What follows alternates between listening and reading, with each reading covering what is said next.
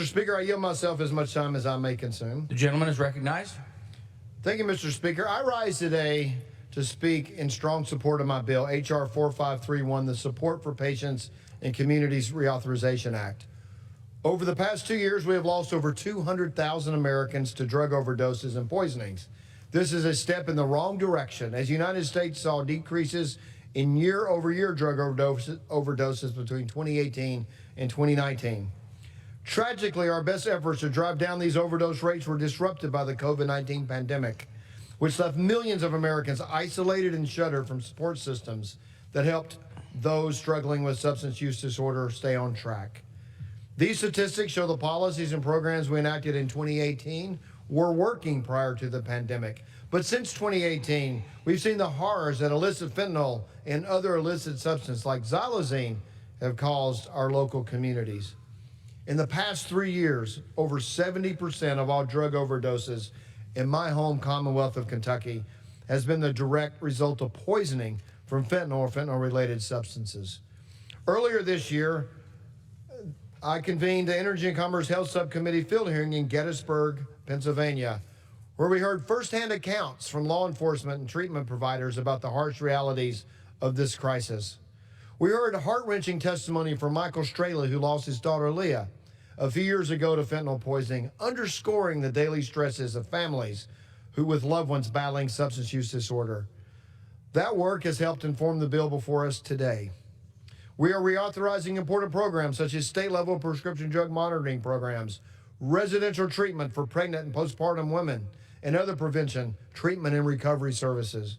We're also placing xylazine into Schedule 3 of the Controlled Substances Act while maintaining access for veterinarians and ranchers to use in animals. Xylazine is an emergency lethal street drug that has a unique threat as it is not an opioid, so it does not respond to FDA-approved opioid reversal medications. That said, H.R. 4531 provides even greater access for treatment providers who use federal funds to purchase over-the-counter opioid overdose reversal medications, which we know have helped reduce the opioid overdose rates in communities across the country.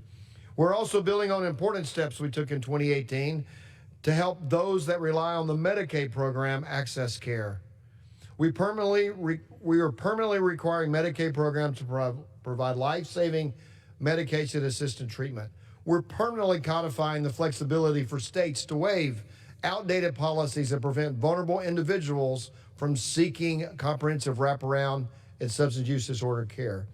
We're also assisting foster care youth by ensuring they do not lose their Medicaid services if they are receiving the behavioral care they need at qualified residential treatment programs.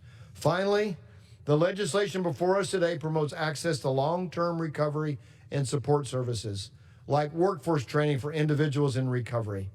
In closing, I want to thank my Democrat co-lead, Representative Annie Kuster, for her help on this important legislation and her historical leadership on addressing the opioid crisis. I also want to thank my colleagues for working with us to ensure the policies of H.R. 4531 are fully offset, which is essential to ensuring this legislation can get to this point. Again, I want to thank my colleague from New Hampshire. I mentioned my colleague from Florida, but my colleague from New Hampshire for working with me on this bill. I urge my colleagues to vote yes on H.R. 4531, and I reserve my time.